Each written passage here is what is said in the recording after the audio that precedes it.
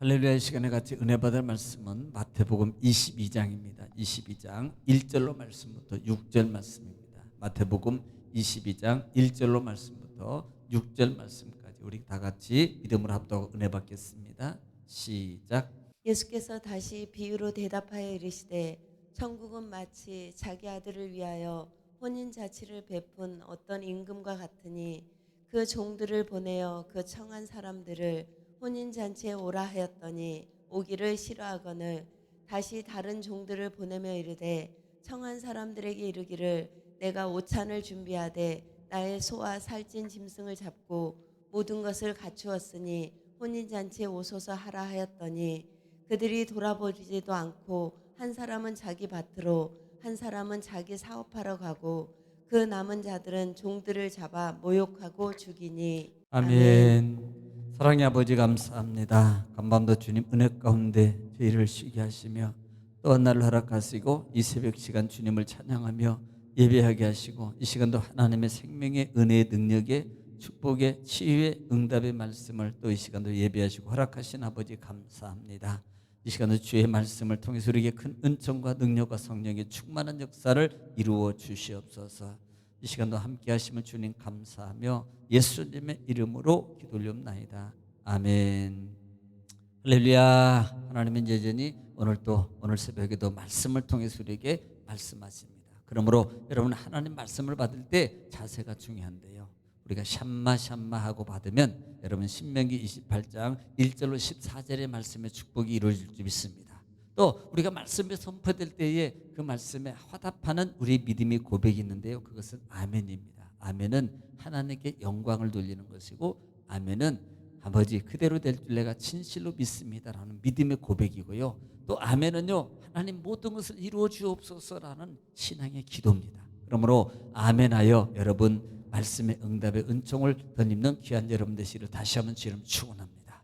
자, 우리는 지난 시간에 지금 마태복음 말씀을 통해서 같이 은혜를 나누고 있는데요. 지난 시간에는 마태복음 21장을 통해서 같이 은혜를 나눴습니다. 자, 예수님이 마태복음 21장에는 예루살렘으로 입성하십니다. 여러분 예루살렘으로 입성하셔서 여러분 가까이 갔을 때에 나귀 새끼를 타고 입성하셔요. 나귀 새끼를 주인이 내어주고 주가 쓰시겠다라. 나귀는 바로 여러 가지 의미가 있다 그랬습니다. 왕으로서 입성이고 겸손함의 표현이고 또 선지자로 하신 약속의 말씀을 예수님은 이루시는 그 과정이라고 말씀을 드렸어요. 또 그 다음에 성전에 올라가셔서 뭘 하셨어요? 성전을 정화하셨습니다. 성전에 있는 즉 성전에 비둘기 파는 자, 돈 바꾸는 자 이런 자들을 내어줘 주셨어요. 사실 이 성전 정화의 모습은 결국 누구를 가리킨다 그랬어요? 그 당시에 종교 지도자들의 부패성이라 그랬습니다. 자기들의 유익과 물욕에 빠져 있는 그들. 또 오늘 이 시대는 똑같이 우리도 사실 물욕 속에서 벗어나지 못하고 있는 그들의 모습, 신앙의 모습이라고 우리가 말씀을 드렸어요. 또 하나는 무화과 나무를 여러분 저주할 때 말라버렸습니다. 그 의미가 뭐라 그랬습니까? 잎사귀가 무성한, 잎사귀만 무성해. 사실은요 3, 4월에는 무화과 열매 맺지 않는 시대입니다. 그럼에도 불구하고 예수님은 무화과 나무에서 열매를 구했다는 말씀을, 즉 이것은요 뭔가를 교훈하기 위해 했던 것이라 그랬어요. 무화과 나무는 누구를 가리킵니까? 그 당시에 바리새인들입니다. 다시 말하면 외식적, 다시 말하면 신앙의 외적 신앙만 갖추고 내적 신앙의 모습을 갖추지 못하고 살아가는 그들, 이 시대에도 마찬가지라 그랬어요. 정말 외형적이고 나는 구원받았네, 나는 예수 믿어, 이렇게만 살아가는 자들. 진정은 하나님의 말씀을 뜻을 따라서 나를 죽이고 나를 십자가에 날마다 십자가를 지고 따라가는 삶을 살아야 되는데 그렇게 살아가지 못하고 있는 입만 무성한 이름만 가지고 살아가는 그런 삶의 모습, 신앙이들을 말한다라고 말씀을 드렸습니다. 그 다음에는 예수님의 권위입니다. 자, 이렇게 예수님께서 병을 고쳐요. 그 다음에 무화과 나무가 말라요. 그 다음에 이렇게 말씀의 교훈을 전하는데 상당히 권위가 있습니다. 자, 그럴 때 바리새인과 서기관들과 장로들이 예수님께 와서 뭐라 그랬습니까? 그 권한, 당신이 그렇게 사용하고 말하는 권한이 어디서 왔느냐, 누가 줬느냐라고 질문을 하게 돼요. 사실 이 질문은 뭔가를 알고자 하는 그런 의도가 아니라 그랬습니다. 이들의 의도는 결국은 예수님을 책잡기 위한 것이라 그랬어요. 그때 예수님은요 답하지 않습니다. 역질문을 하게 되고 그들은요 입을 함구하게 만드는 그런 사건이었다라고 말씀을 드렸어요. 그 사건 이후에 예수님께서 또 하나의 말씀을 이어가시는데요. 어떤 아버지가 포도원이 있는데 그 포도원인 두 아들을 불러서 첫째 아들에게 야 포도원에 가서 일해야 되겠다. 네 했습니다마는 첫째 아들은 응하지 않습니다. 대답은 해놓고요 아멘 해놓고 안 하는 거예요. 그러나 둘째 아들은요 야 너도 좀 할래? 그랬더니 해야 되겠다 그랬더니 아버지 저는요 이 일도 해야 되고요 바쁘고요 피곤하고요 몸도 아프고요 상황이 안 좋고요 내 지금 이런 형편이 아닙니다. 이것저것 핑계대서 안 한다 그럽니다. 그런데 둘째 아들은 마침내 그가 가만히 생각해 보니까 아버지 뜻을 거역한 것이 뉘우쳐지게 되고 그가 회개하고 뉘우쳐서 아버지 뜻을 따랐더라. 여러분 복음의 증거가 복음의 사역성이 여러분 맏아들은 누구예요? 이 시대에 다시 말하면 그 시대에는 바리새인들 이 시대는요 아멘하고 하지 않는 자들과 똑같은 거예요. 그래서 우리는 항상 주의 뜻을 이행하기 위해서 힘써야 된다 그랬습니다. 자 그리고 여러분 마지막 부분에서는 포도원의 비유라고 했습니다. 이 포도원 농부의 비유에 대해서 말씀을 드렸어요. 어떤 주인이 모든 걸 다 갖춰놨습니다. 임금이 모든 걸 갖춰놓고요 포도원 그 다음에 집들 망대 그 다음에 울타리 보호막까지 다 쳐주고요 그 종들에게 이걸 잘 갖고라 이렇게 하고 떠났습니다. 그리고 난 다음에 1년이 됐을 때 종들을 통해 세금을 거두러 보냈더니요 그 종들을 잡고 때리고 죽이더라. 그 다음에 또 많은 종들을 또 보냈습니다. 그래서 똑같이 그렇게 했어요. 결국은요 이들은 뭘 말하는 겁니까? 여러분 첫째로 볼 수 있는 것은 주인의 계속적인 은총입니다. 인내입니다. 또 하나는 이 농부들 그 당시에 바리새인 서기관들 악한 자들 이들은요 오직 자기의 이익만 얘기하는 거예요. 은혜를 잃어버리고 이익만 추구하고 살아가는 이 시대의 물욕 속에서 벗어나지 못하고 살아가고 있는 이들을 가리킨다 그랬습니다. 그래서 마침내 아들을 보냅니다. 그러면 아들만큼은 그러지 않겠지. 그런데 역시 이들 아들을 성 밖으로 내어쫓아 죽이고 이 재산을 전 재산을 차지하자. 결국은 예수 그리스도의 십자가의 죽음을 예표하고 있다. 그리고 악한 이들의 마음, 이들의 본 모습을 볼 수 있다라고 말씀을 드렸습니다. 본장 22장이 들어와서는 사실 21장과 무관한 게 아니란 말입니다. 21장, 22장은 21장이 연속 말이에요. 그래서 1절부터 이렇게 시작합니다. 예수께서 다시 비유로 대답하여 이르시되 2절에 천국은 마치 자기 아들을 위하여 혼인잔치를 베푼 어떤 임금과 같으니 그랬어요. 여러분 이 말씀을 들으면 뭔가가 생각나지 않나요? 이것이 똑같은 형식으로 되어 있는데 자, 들어보겠습니다. 20장 1절 한번 들어보겠습니다. 20장 1절 시작. 천국은 마치 품꾼을 얻어 포도원에 들여보내려고 이른 아침에 나간 집 주인과 같으니 사실 20장 1절 말씀하고 22장 1절 2절 말씀의 이 형식이 거의 비슷해요. 천국은 마치 품꾼을 부르러 간 주인과 같으니 그래요. 오늘 2절에는 천국은 마치 자기 아들을 위해 혼인잔치를 베푸는 어떤 임금과 같으니 그랬어요. 그런데 사실 오늘 2장에도 똑같은 형식으로 말하면 천국은 임금과 같으니라고 표현하는 게 맞습니다. 그런데요 여러분 오늘 본문의 형식은 다릅니다. 오늘 이 말씀을 이 원문에 보면은요 이것은 천국은 혼인잔치와 같다라는 의미로 가고 있습니다. 자 그래서 이 혼인잔치라 그랬어요. 여러분 아들을 위한 혼인잔치라 그랬습니다. 여러분 혼인잔치라는 말이 가무스라는 단어를 쓰는데요. 이 가무스라는 단어는 실제로 복수 형식으로 되어 있어요. 왜 복수 형식으로 되어 있느냐라는 의미입니다. 왜 복수 형식이냐? 이것은 그 당시에 그 혼인잔치가 치러지는 날짜가 보통 우리는 뭐 하루, 옛날에는 뭐 이틀 이 정도 되죠. 근데 하루로 끝나는 게 아니고요. 이 혼인잔치가 여러 날에 걸쳐서 이루어지고 있다는 것을 의미하는 거예요. 여러 날에 걸쳐서. 그러니까 한 번 끝나는 게 아니라 여러 나라에 성경적으로 보면 거의 일주일 동안 밤낮으로 이루어졌다고 표현하고 있습니다. 그럼 창세기 29장 27절 말씀을 한번 볼게요. 창세기 29장 27절 말씀은 야곱이 사랑하는 라헬을 얻기 위해서 결혼을 준비하는 과정인데요.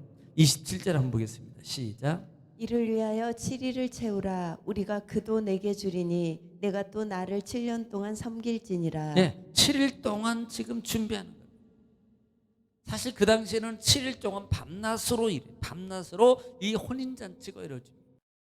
또 사사기 14장에도 보면은요, 이 사사기 14장 12절 말씀에도 역시 마찬가지예요. 여기 나오면 삼손이 나오는데, 삼손의 비밀을 얘기 전에 이 결혼잔치에서 얘기하는 거거든요. 12절입니다. 시작.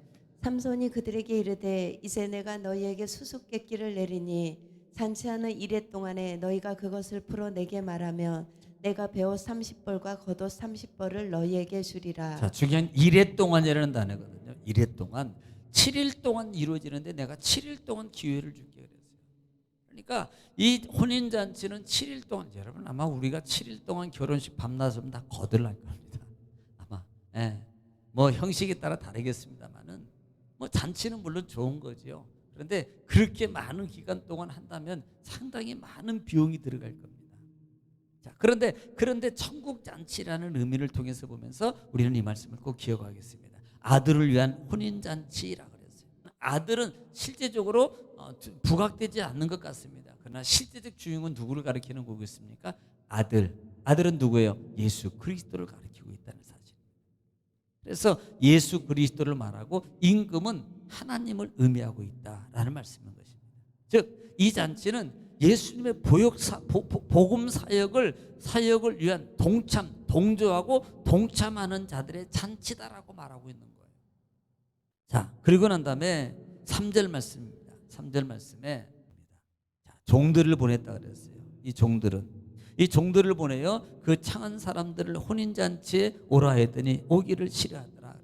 여러분, 이 고대의 관습에 의하면 어떤 잔치를 베풀 때 첫 번째 하는 그 형식이 있습니다. 그 형식에는 첫 번째 종들을 보내 가지고 몇 월 며칠 날 잔치가 있습니다라고 먼저 통지를 해줘요. 그리고 그 다음에 이제는 잔칫날이 됐습니다. 그러면 잔칫날이 됐을 때 아침에 일찍 가서 또 종들을 보내 가지고 오늘이 잔칫날입니다. 그러니 오늘 잔치에 꼭 오셔야 됩니다라고 다시 청하는 그런 과정을 이루고 있습니다. 그래서 그날이 되었을 때 종들을 보냈어요. 그런데 그 종들을 보냈는데요, 그들은요 하나도 이 청함에 오기를 싫어하더라라고 말씀하고 있다 이 말입니다. 여러분, 종들이 누굽니까? 여기서 그 종들을 보냈다 그랬어요. 여기서 종들은요 미리 구약 시대의 예언을 가지고 메시아의 도래적 예언을 가지고 온 그 선지자들을 의미하거든요. 신약 시대는 가장 대표적인 인물이 누굽니까? 세례 요한이에요. 이들을 보냈지만 이들은 그들을 거절했어요. 이미 21장에도 그들은 죽이고 그 다음에 잡고 죽이고 쳐 죽이고 이런 일들을 자행하고 누가 했습니까? 실제적으로 여러분, 로마 정부에서 한 게 아니고요, 유대인들이 한 거예요. 이것은 유대인들이 예수 그리스도를, 하나님을 믿고 하나님의 열심을 가지고 있다라는 그들이 예수 그리스도의 추종자들을 이들이 죽이는 거예요. 선지자들을 이들이 죽인 거나 마찬가지예요. 그래서 이들은 받아들이지 않는 거라는 사실입니다. 이들이 거절하더라라는 말씀인 것이에요. 자, 그래서 4절에 보면은 다시 다른 종들을 보내며 이르되 청한 사람들에게 이르기를 내가 오찬을 준비하되 나의 소와 살찐 짐승을 잡고 모든 것을 갖추었으니 혼인잔치에 오소서 하라 하였더니. 여러분, 지금 다시 주인이, 자, 이미 21장에서도 동일한 형식의 모습을 우리가 볼 수 있어요. 그렇게 죽였어요. 돌로 쳐 죽였습니다. 그런데요, 오히려 주인은 또 보냅니다. 네. 소출을 받을 종들을 보냈는데 죽여버렸어요. 그러니까 또 보내요. 더 많은 종을 보냅니다. 자, 이런 관계가 뭐라 그랬습니까? 주인의 그들을 향한 인내와 사랑, 기다림이라 그랬어요. 이 인내와 기다림이에요. 역시 마찬가지입니다. 다른 종들을 보냈는데요, 지금 모든 걸 다 갖췄습니다. 이제는 다 차려졌습니다. 이제는 오셔야 됩니다라고 보냈더니요, 이들은요 그렇게 해서 보냈더니 그랬어요. 여러분, 당시 고대 사회에 사실은 이것은 있을 수 없는, 거절을 한다는 것은 사실은요 있을 수가 없는 일이에요. 이게 원칙적으로. 왜냐하면 오늘 보니 임금이 잔치를 베풀었어요. 그리고 초청장을 보냈습니다. 그리고 초청 청합날이 되는데 그 종들을 보냈어요. 거기에 만약에 여러분 임금이 잔치를 베풀었는데 이걸 응하지 않아요? 그러면요 이들은요 막심한 불이익을 당하게 되어 있습니다. 감히 이것은요 생각할 수 없는 일입니다. 네, 있을 수 없는 일이에요. 그런데 지금 이 일이 일어나고 있습니다. 이것은 결국은 뭘 말하는 거예요? 즉 다시 말하면 메시아의 도래한 선지자를 무시했고요. 그 다음에 아들로 오신 예수 그리스도의 초청에도 무시하고 있는 이 바리새인, 그 당시에 유대인들 악한 풍습 속에서 벗어나지 못하고 있는 이 유대인들의 모습을 말하고 있더라라는 사실입니다. 예. 그래서 하나님은 그럼에도 불구하고 또 종들을 다시 보내서 그들을 초청하고 있더라라는 사실이에요. 5절 보겠습니다. 그들이 돌아보지도 않고 한 사람은 자기 밭으로 한 사람은 자기 사업하러 가고, 또 6절에 그 남은 자들은 종들을 잡아 무욕하고 죽이니 그랬어요. 자, 그러니까 이들은 거절하고요. 거절한 이유를 5절에 말하는 겁니다. 5절에 말하는 자기 밭으로, 그다음에 자기 사업하라고 그러고, 내가 바빠서요. 그냥 내가 일이 있어서요. 이런 거예요. 일이 있었어요. 내가 사업 때문에요. 내가 일 때문에요. 이것저것 여러 가지 핑계입니다. 사실 어떻게 보면은 여러분 이미 사실 이렇게도 한번 볼까요? 이미 우리는 예배 시간은 정해져 있고 이것은요 이미 평생에 이 예배 시간은 정해져 있는 거예요.